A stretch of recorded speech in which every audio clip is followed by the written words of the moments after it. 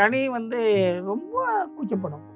அது ரொம்ப கூச்சப்படுற சமயத்தில் அது வந்து விஜய் தான் அதை இழுத்துட்டு போய் காம்பேரிங் பண்ணுறதுக்கெலாம் அது நிப்பாட்டும். சின்ன வயசுல அவங்க வளர்ந்துகிட்டு இருக்க டைம்லயும் வந்து நீங்க அப்பதான் ஸ்ட்ரகிள் பண்ணிட்டு இருந்தீங்க. அவங்களுக்கு ஒரு நல்ல ட்ரெஸ் கூட வாங்கி கொடுக்க முடியாது.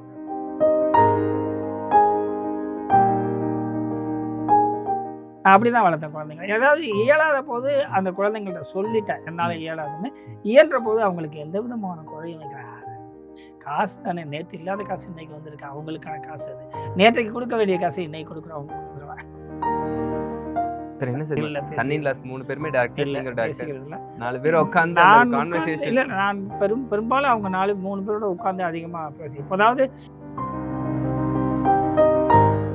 அந்த பெண்கள் சினிமாவுக்கு வருவாங்கன்னு நான் நினைக்கல. விஜய் என்ன கேட்டுச்சு, அப்பா அந்த படத்துல 4 சீன் தான் இருக்குன்னு சொல்றாங்கப்பா அப்படின்னுச்சு. நான் அதுக்கு என்ன சொன்னேன்னா, நான் வந்து எந்த விதத்திலும் நான் போய் நீங்க இப்படி ஆகுங்க அப்படின்னு நான் சொன்னதில்லை. நான் உங்களை இப்படி ஆக்கணும் அப்படிங்கிற முயற்சியும் பண்ணதில்லை. ரெண்டாவது இன்னொரு முக்கியமான விஷயம் என்னன்னா, ரொம்ப ஃப்ராங்காக பேசுவோம் அந்த விஷயத்த. சினிமாவில் தொடர்பு இருக்கும்போது அந்த பெண்களுடைய திருமண வாழ்க்கை சிறப்பாக அமையணுங்கிற ஒரு பயம் உள்ளுக்குள்ள அப்பாவாக இருக்கும். ஸோ அப்படி ஒரு 3 பேருக்கு கல்யாணம் நடந்து முடிஞ்ச பிறகு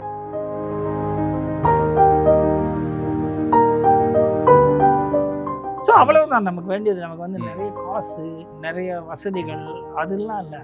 நம்ம வந்து படுத்தால் தூக்கம் வருகிறதா, அந்த நிம்மதி இருக்கிறதா, அதுதான் மகிழ்ச்சி. அது எனக்கு வருது.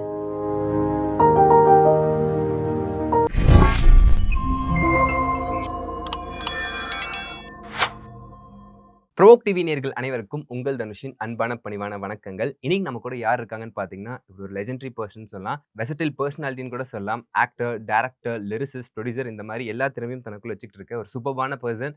சார் வணக்கம் சார், அகத்தியன் சார். வணக்கம். எப்படி சார் இருக்கீங்க? நல்லா இருக்கேன். எப்படி இருக்கீங்க? சந்தோஷமா இருக்கேன் சார். அண்ட் உங்களுடைய ஃபேமிலிக்கு வருவோம். லைக் வந்து 3 பெண் குழந்தைகள் அண்ட் உங்களுடைய மருமகங்கள் எல்லாருமே வந்து ஒரு டைரக்டர்ஸ், ஒரு டைரக்ஷன் ஃபேமிலியா இருக்கு. ஸோ எப்படி இருக்கு சார் அந்த விஷயங்கள்? வெளியில எப்படி பார்க்குறாங்க?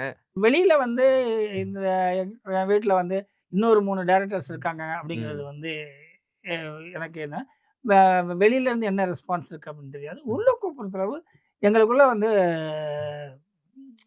எப்போதாவது சந்திக்கும் போது பேசுவோமே தவிர சினிமாவை பற்றி பேசிக்கிறது சார். என்ன சார் சினிமா பத்தி 4 டைரக்டர்ஸ், 3 சன் இன் லாஸ் 3 பேருமே டைரக்டர்ஸ், நீங்க டைரக்டர். 4 பேர் உட்கார்ந்து அந்த கான்வர்சேஷன் இல்ல, நான் பெரும்பாலும் அவங்க 3 பேரோட உட்கார்ந்து அதிகமா பேசி, எப்போதாவது எங்கேயாவது ஒரு பிறந்த நாள் வருது யாருக்காவது அப்படின்னா இங்கே போய் உட்காந்து சேர்ந்து சாப்பிட்ருப்போம், இல்லை அவங்க வீட்டுக்கு போனால் சாப்பிடுவோம். அப்படின்னா இருக்கிறத எப்போதுமே பெருசாக சினிமாவை பற்றி பேசிக்கிறது இல்லை. நீங்கள் என்ன கதை பண்ணுறீங்க, நீங்கள் அடுத்து என்ன பண்ண போகிறீங்க, என்ன படம் பண்ணுறீங்க, எந்த ஆர்டிஸ்ட் புக் பண்ணிருக்கீங்க, நான் எதுவும் கேட்க மாட்டேன். அது அவங்களுடைய சுதந்திரத்தில். அதே மாதிரி 3 பெண்களை பொறுத்தளவுக்கும் என் வீட்டில் அவங்களுக்கு கல்யாணமாக இருந்தபோது கூட நீங்கள் என்ன பண்ணுறீங்க, எந்த படம் நடிக்கிறீங்க, எவ்வளோ சம்பாதிக்கிறீங்க அப்படின்னு நான் கேட்டதே இல்லை. இப்போவும் நான் வந்து அதை போய் நீங்கள் என்ன பண்ணுறீங்க, எந்த படம் பண்ணுறீங்க அப்படின்னு அவங்களா சொன்னால் நான் கேட்டுக்குவேன். மற்றபடி யாராவது ஃபோன் பண்ணி எனக்கு சில விஷயங்கள் சொல்லுவாங்க, அப்படி உண்மையில சொல்லுவாங்க, விளையாட்டு சொல்ல. அது வந்து அப்படியா அப்படின்னு நான் எதாவது கேட்டுக்குவேன்.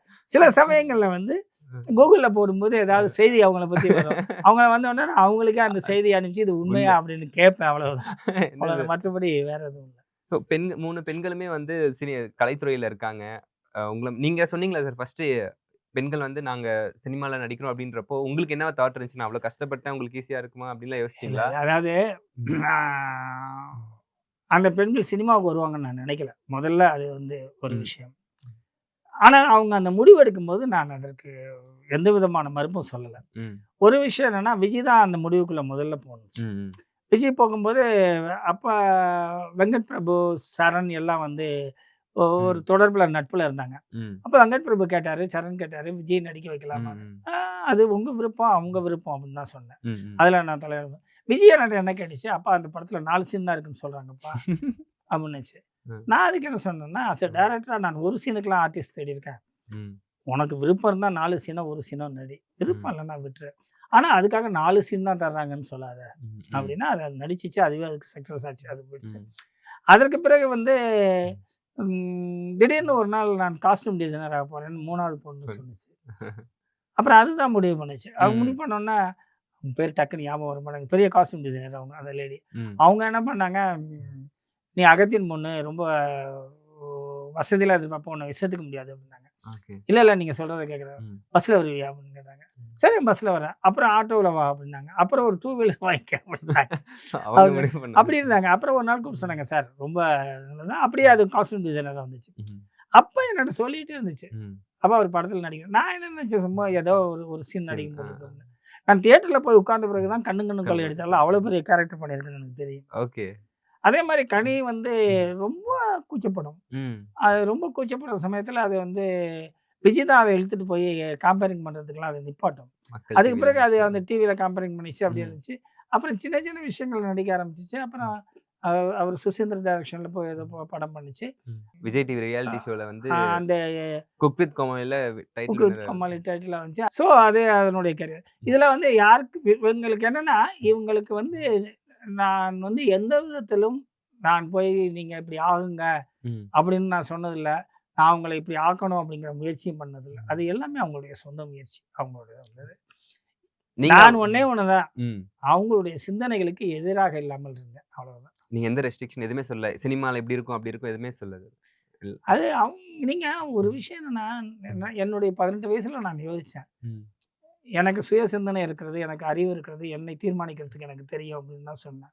அப்பதான் எல்லாரும் கேட்டாங்க. என்னுடைய கல்லூரி அதில் வந்து நான் படிக்கும்போது கூட, நான் நான் முதலாண்டாம் ஆண்டு படிக்கும்போது கூட நான் வந்து என்னுடைய லெக்சர்ட்ட, சார் எனக்குன்னு ஒரு அறிவு இருக்குது சார், என்னை தீர்மானிச்சுக்க தெரியும். நீங்கள் என்னை தீர்மானிக்காதீங்க, நான் உங்களை கற்றுக்கிறது தான் வந்திருக்கேன் அப்படின்னு. அதனால எனக்கு டிசி கொடுத்தாங்க.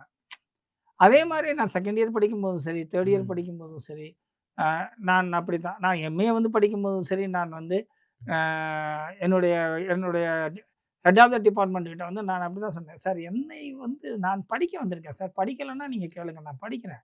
பட் என்னுடைய தனிப்பட்ட விவகாரங்கள் இது அப்படியா, அது இப்படி, நீ இப்படி இருக்கணும், இந்த மாதிரி ட்ரெஸ் பண்ணணும், இந்த மாதிரி தலை சீவணும் அப்படிங்கிறதுக்கெலாம் ஐம் நாட் யுவர் ஸ்லேவ் அப்படின்லாம் நான் நிறைய தடவை சொல்லியிருக்கேன். அதனாலேயே அங்கே எனக்கு நிறைய பிரச்சனைகளை எல்லாம் நான் நிறைய சந்திச்சிருக்கேன். நான் அப்படியே என்னமோ வளர்ந்துட்டேன். அது அப்படியே ஆரம்பத்தில் இருந்தேன். ஸோ எனக்கு மட்டும் ஒரு நியாயம் வந்து என் குழந்தைகளுக்கு ஒரு நியாயமாக நீங்கள் யோசிக்கணும் இல்லையா? அதனால நான் அவங்கள்ட்ட தலையிடுறதில்லை. எனக்கு எவ்வளோ சுதந்திரம் வேணும்னு நான் ஃபீல் பண்ணுறேனோ அதே சுதந்திரத்தை என் குழந்தைகளுக்கு கொடுத்துருக்கேன். பெண் குழந்தைகள் அப்படின்லாம் நான் பார்க்கல. பெண் குழந்தைகள் சுதந்திரம், அது அவங்களுடைய வாழ்க்கை, அவங்களுக்கு அறிவு இருக்கிறது. அது இது அவங்களுடைய அறிவுப்படி சரியான விஷயத்தை தேர்ந்தெடுத்து சரியாக வாழ்ந்துட்டு இருக்காங்க. Super sir. உங்களுடைய ஹாப்பி டைம் எப்பயாச்சும் கெட் டுகெதர் அந்த மாதிரி விஷயங்கள் அப்போ அந்த மாதிரி விஷயங்கள்லாம் நடக்குமா சார்? நடக்கும். எப்போதாவது வந்து அவங்களுடைய பிறந்த நாள், திருமண நாள் அல்லது என்னைக்காவது வருஷத்தில் ஒரு என்னுடைய பிறந்த நாள் இதெல்லாம் வரும்போது அது மொத்தமாக அந்தந்த சம்மந்தப்பட்டவர்களுடைய இல்லத்துலேயோ இல்லை அதுக்கு தகுந்த மாதிரி எங்கேயாவது எல்லாரும் ஃபேமிலியாக கூடுவோம். I am living alone. இப்போ 3 பொண்ணுங்களும் இருக்காங்க. ஒய்ஃப் ஃபர்ஸ்ட் டேங்கிறதுனால நான் தனியாக தான் இருந்துகிட்டு இருக்கேன். அதனால் வந்து அந்த மாதிரி சூழ்நிலைகளில் கூடுவோம். எப்போதாவது வந்து அவங்களுக்கு நேரம் கிடைக்கும் போதெல்லாம் என்னை வந்து பார்த்துட்டு போவாங்க. நான் வந்து பெரும்பாலும் எனக்கு நேரம் கிடைக்கும்போது போய் அங்கே 2-3 நாள் ஸ்டே பண்ணிட்டு, நேரம் கிடைக்கிறது என்ன, அது இங்கே உட்காந்து படிக்கிறது எழுதுறது அங்கே உட்காந்து படிச்சுட்டு எழுதிட்டு வருவேன். அதனால் அதாவது ஈஸியாக போயிட்டே இருக்கு. சார் உங்கள் ஒய்ஃப் தவறுனப்போ உங்கள் குழந்தைங்களை பார்த்துக்கிட்ட சுச்சுவேஷன் அவங்க கனியும் சொல்லியிருந்தாங்க. தாய்மானவராக இருந்தார் எங்கள் அப்பா, அவ்வளோ அழகாக எங்களை பார்த்துக்கிட்டாருன்ற மாதிரி அவங்களும் பேசியிருந்தாங்க. ஸோ அதை பற்றி சொல்லுங்கள் சார், அந்த பாண்ட் பற்றி.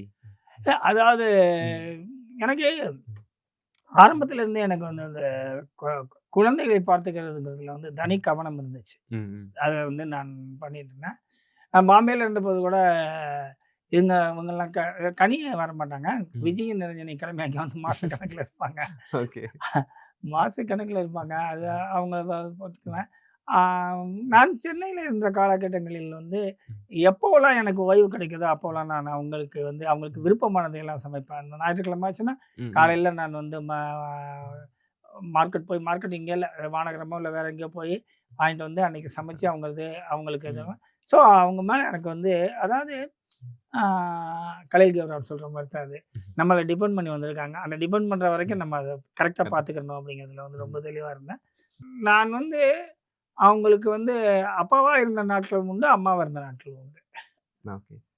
சின்ன வயசில் அவங்க வளர்ந்துக்கிட்டு இருக்க டைம்லையும் வந்து நீங்கள் அப்போ தான் ஸ்ட்ரகிள் பண்ணிட்டு இருந்தீங்க. ஸோ அந்த சமயத்தில் குழந்தைங்களோட ஏக்கத்தை பூர்த்தி பண்ணுறது ரொம்பவே பெரிய விஷயமா இருக்கும். கோச்சிப்பாங்க, அழுவாங்க. பண்ணலை, எந்த இதுவும் பண்ணலை. அவங்களுடைய ஏக்கம்ங்கிறது வந்து எப்படின்னா, அவங்களுக்கு ஒரு நல்ல ட்ரெஸ் கூட வாங்கி கொடுக்க முடியாது என்னால். அப்படி இருந்துச்சு. அதை நான் சொல்லிட்டேன். நான் வந்து அப்பா எனக்கு அது ஒரு வேண்டாம், நம்ம பார்த்துக்க வேண்டாம் அப்படிம்பேன். அதே மாதிரி நான் ஜெயிச்ச பிறகு முதல்ல அவங்களுக்கு கூப்பிட்டு போய் உங்களுக்கு எவ்வளோ ட்ரெஸ் வாங்கிக்கோங்க ஃபர்ஸ்ட் டைமே அவங்க வந்து ₹50,000 ட்ரெஸ் வாங்கினாங்க. அது போதுமாடான்னு கேட்டேன். இல்லை இன்னும் வாங்கிக்கலாம் அப்படின்னாங்க. வாங்கினாங்க மறுபடியும் கூட்டு போனேன். அடுத்த நாள் வந்து ₹1,25,000 ட்ரெஸ் அப்பா! வாங்கினாங்க. எனக்கு அந்த மாதிரி அதுக்கு பிறகு அவங்கள்ட்ட நான் கேட்க அவங்க வந்து அப்போ சின்ன குழந்தைங்க தானே, இப்போ தானே ம். பெரிய குழந்தைங்க. அப்போ வந்து ம். அப்பா அந்த ஆயுத பூஜை, சரஸ்வதி பூஜைக்கெல்லாம் ட்ரெஸ் எடுப்பாங்களாப்பா அப்படின்னு கேட்பாங்க. நான் அவங்களுக்கு எதுவுமே வாங்கி கொடுத்தது இல்லையா, அதனால வாங்கிக்கங்க அப்படிம்பேன். நான் அப்படி தான் வளர்த்தேன் குழந்தைங்கள. ஏதாவது இயலாத போது அந்த குழந்தைங்கள்ட்ட சொல்லிட்டேன், என்னால இயலாதுன்னு. இயன்ற போது அவங்களுக்கு எந்த விதமான குறையும் வைக்கிறேன். காசு தானே, நேத்து இல்லாத காசு இன்னைக்கு வந்திருக்கு. அவங்களுக்கான காசு அது. நேற்றைக்கு குடுக்க வேண்டிய காசு இன்னைக்கு குடுக்குறவங்களுக்கு குடுத்துருவேன். Super sir. சார் இவ்ளோ காலகட்டத்தில ஃபேமிலியோடயும் சரி, இண்டஸ்ட்ரியோடயும் சரி, ரொம்ப மகிழ்ச்சியா இருந்த ஒரு காலகட்டம்னா எது சார் நீங்க சொல்லுவீங்க? நான் ரொம்ப ஹேப்பியா இருந்தேன். என் வாழ்க்கையில இந்த ஒரு தருணத்தில, இந்த ஒரு சிச்சுவேஷன்ல நான் ரொம்ப ஹேப்பியா இருந்தேன்னா என்ன சார் சொல்லுவீங்க? ரொம்ப கடினமான கேள்வி. ம். ஆ ஒரு இயல்பா அப்பாவா இருக்கும்போது ஒரு குழந்தைங்களுடைய கல்யாணம் அப்படிங்கிற கவலை ஒண்ணு இருக்கும். ம். ஆ நீங்க என்னதான் வந்து உங்கள்ட்ட காசு இருந்தாலும் இல்லாட்டியும் ஒரு விஷயம். 2வது இன்னொரு முக்கியமான விஷயம் என்னன்னா, ரொம்ப ஃப்ராங்கா பேசுவோம் அந்த ம். விஷயத்த. ம். சினிமாவுல தொடர்பு இருக்கும்போது, அந்த பெண்களுடைய திருமண வாழ்க்கை சிறப்பா அமையணுங்கிற ஒரு பயம் உள்ளுக்குள்ள அப்பாவா இருக்கும். ம்.